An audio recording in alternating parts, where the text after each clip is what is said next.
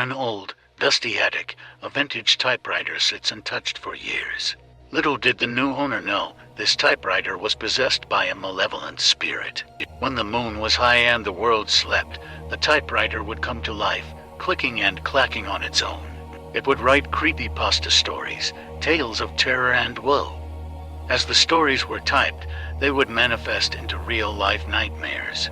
The characters would appear in the dark corners of the house, their eyes glowing with an otherworldly light. The chilling whispers of the stories echoed through the halls, driving the inhabitants to the brink of madness. No one could escape the haunting grip of the typewriter's stories. They tried to destroy it, to rid themselves of the cursed machine, but it always reappeared, ready to spin new tales of horror. Legend has it that the typewriter still sits in that attic, waiting for a new owner to discover its malevolent power. Beware, for the haunted typewriter's stories may come to life once more, bringing nightmares to those who dare to read its cursed words.